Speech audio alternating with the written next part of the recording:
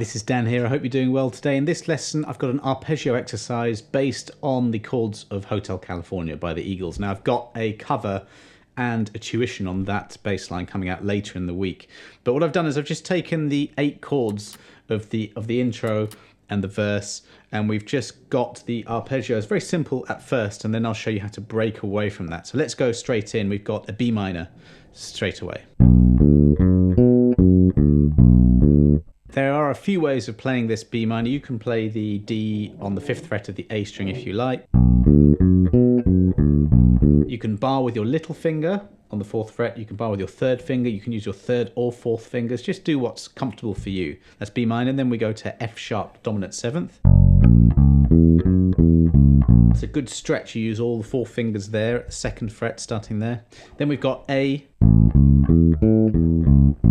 There I am using my 1st finger to bar the 2nd fret. And it's exactly the same shape if you just drop down a string starting on the E string for the E chord. I'm starting with the index finger plucking and then just alternate plucking all the way. But if you want to get a little bit of raking in there, no problem. That's raking, where you just use one finger to pluck in this direction. Then we've got G. Now the way that's notated, you've got 2 open strings, the D and the G at the top. You've got to avoid that situation of notes ringing together. So what we're doing at the top here, when you've got that G and you're going to the D, what I'm doing is just touching the G with, 2nd finger or 3rd finger to stop the note, otherwise they'll ring together. So slowly.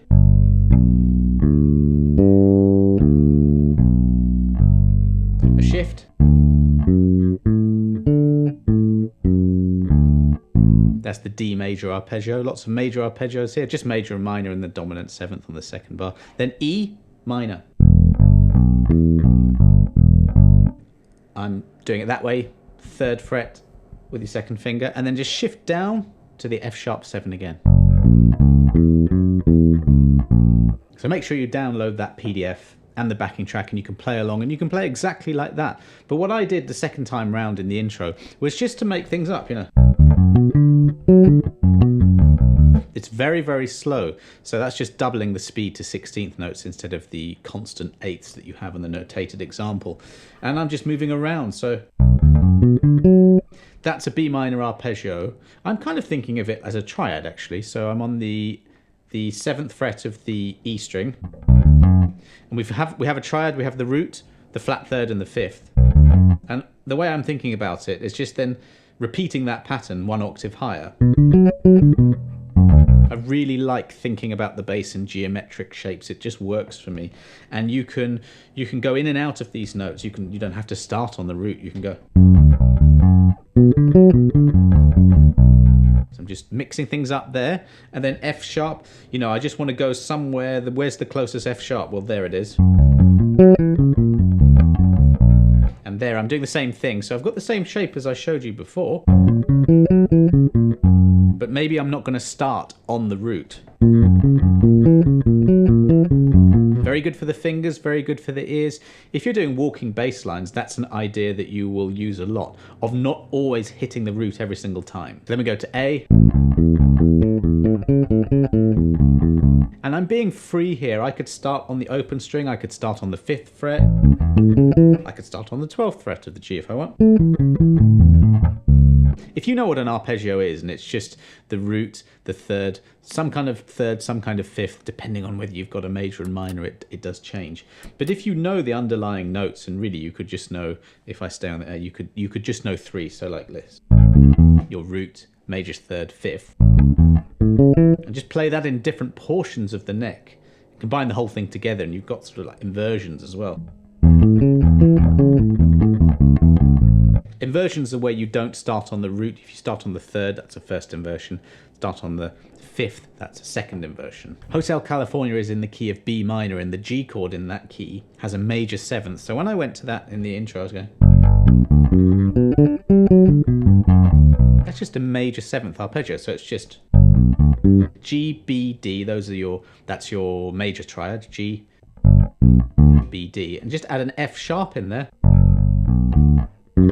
There's that thing again of just having one shape, so the major seventh, root, major third, fifth in this case, and then just moving up to the next octave and doing the same thing, and then in reverse.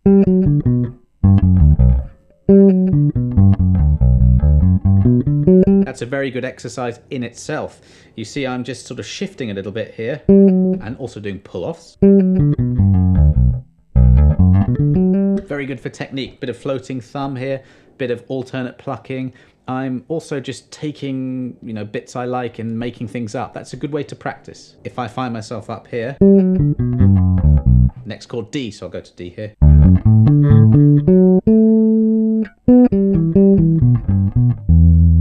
So there, I went to the fifth of the E minor chord, which is next up. That's the B right up here. Then we got that F sharp 7 again. So that latter half of the lesson is very much getting you to think a lot more than the first part. The first part is just follow the tab or the notation, whichever you're comfortable with. That's it. Play it to the backing track and that's it. But, you know, I'm always encouraging you to learn new things, to learn new portions of the neck, to learn an arpeggio in different parts of the neck or anything, triad, scale, whatever it is, and to make music with this to make it sound good. Make sure you subscribe to the channel. The next lesson is going to be a cover on Hotel California. Then I'm going to teach the bass line and break it down. There are 2 sections, and it uses kind of simpler notes than the ones that I've given you for this exercise. But I hope that helps you a little bit. Please leave a comment if you've got any questions whatsoever. Otherwise, thanks very much for watching. I'll see you next time.